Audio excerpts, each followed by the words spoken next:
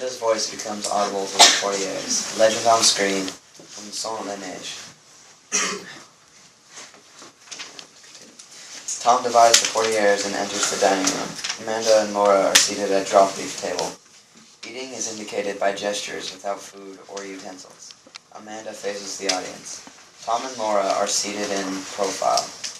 The interior has lit up softly, and through the screen we see Amanda and Laura seated at the table. Tom, Yes, Mother. we can't say grace until you've come to the table. Coming, Mother. He bows slightly and withdraws, reappearing a few moments later in his place at the table. Honey, don't push with your fingers. If you have to push with something, the thing to push with is a crust of bread. And chew. Chew. Animals have secretions in their stomach which enable them to digest food without mastication. But human beings are supposed to chew their food leisurely before they swallow it down. Eat food leisurely, son, and really enjoy it. A well-cooked meal has lots of delicate flavors that have to be held in the mouth for appreciation. So chew your food and give your salivary glands a chance to function. Tom deliberately lays his imaginary fork down and pushes his chin back from the table. I haven't enjoyed one bite of this dinner because of your constant directions on how to eat it. It's you that make me rush through meals with your hawk-like attention to every bite I take. Sickening. Spoils my appetite. All this discussion of animals, secretion, salivary glands, mastication. Temperament like a metropolitan star. Tom rises and walks toward the living room.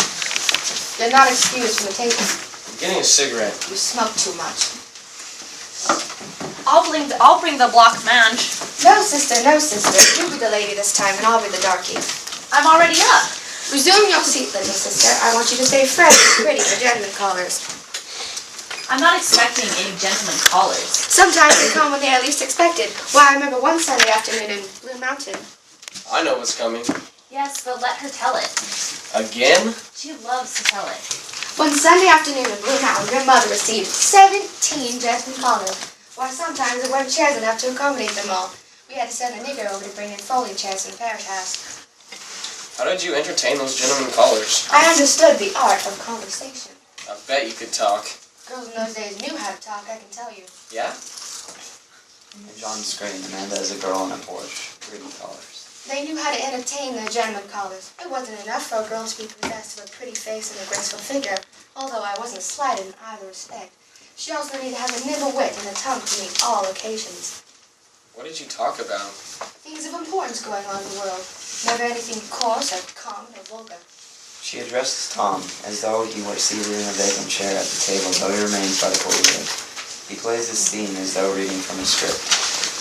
My callers were gentlemen, all. Among my callers were some of the most prominent young planters of the Mississippi Delta. Planters and sons of planters. Tom motions for music and a spotlight on Amanda. Her eyes lift, her face glows, her voice becomes rich and elegiac. Screen legend, Menagerie, Tom. There was a young Champ Laughlin who later became vice president at Delta Planters Bank. Hadley Stevenson, who was drowned in Moon Lake and left his widow $150,000 in government bonds.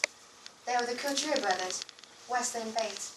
Bates was one of my bright particular beaux. He got in a quarrel with that wild Wainwright boy. They shot out on the floor of Moon Lake Casino. Bates was shot in the stomach. Died in the ambulance on his way to Memphis. His widow was also well provided for. Came to 8,000 or 10,000 acres, that's all. She married him on the rebound, never loved her, carried my picture on him the night he died. And there was that boy that every girl in the Delta had set her cap for. That beautiful, brilliant young Fitzhugh boy from Greene County. What did he leave his widow? He never married. Gracious, you talk as though all my old admirers had turned up their toes to the daisies. Isn't this the first you've mentioned that still survives? That Fitzhugh boy went north and made a fortune. Came to be known as the Wolf of Wall Street. He had the Midas touch. Whatever he touched turned to gold. And I could have been Mrs. Duncan J. Fitzhugh, mind you.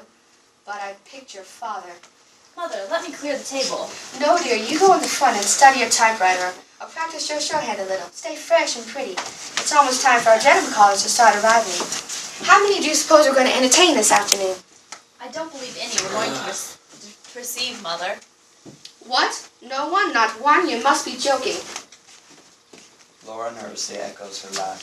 She flips in a fugitive manner through the half-open portieres and draws them gently behind her. A shaft of very clear light is thrown on her face against the faded tapestry of the curtains. Faintly the music of the glass Menagerie is heard as she continues lighting.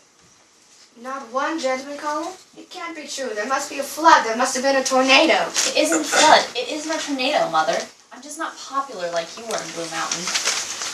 Alma utters another groan. Laura glances at him with a faint, apologetic smile. Her voice catches Laura. Mother, I'm afraid I'm going to be an old maid. The scene dims out with the glass Menagerie. Was apparent, and the screen goes out. The music subsides. Laura is seated on the delicate ivory chair at the small crumpled table. She wears a dress of soft violet material for a kimono. Her hair is tied back from the forehead with a ribbon. She is washing and polishing a collection of glass. Amanda appears at the fire escape step and the sounds of her ascent. Laura catches her breath, strikes the bowl of ointment away, and seats herself stiffly before the diagram of typewriter keyboard typo. It held her spellbound. Something has happened to Amanda. It is written in her face as she climbs the landing.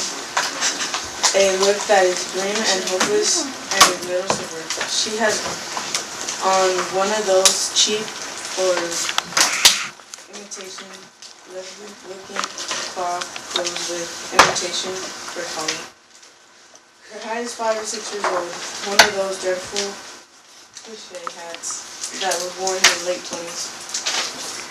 And she is clutching an enormous black attendant leather pocketbook with nickel clasp and initials. This is her full dress outfit. She is one of the usually wears the DAR. Before answering, she looks through the door. She purses her lips, opens her eyes very wide, rolls them upwards, and shakes her head.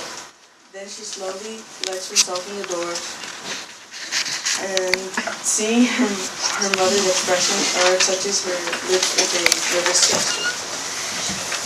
Hello, Mother. I want... Deception? Deception? How was the DAR meeting?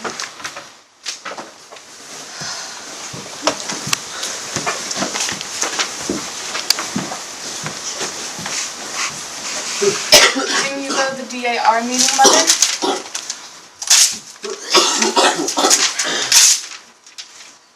No.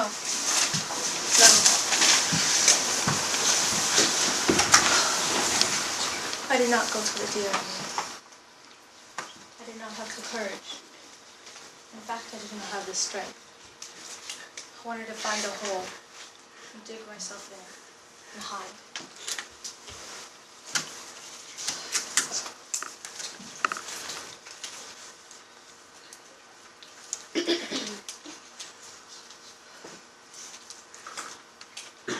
Why did you do that, Mother? Why are you... Why? Why? How old are you, Laura? Mother, you know my age. I thought that you were an adult. It seems that I was mistaken. Please don't stare at me, Mother. What are we going to do? What is to become of us? What is the future? Has something happened, Mother? Mother, has something happened? I'll be alright. I'm just bewildered by life. Mother, I wish that you would tell me what's happened. As you know, I was supposed to be inducted into my office at the DAR this afternoon.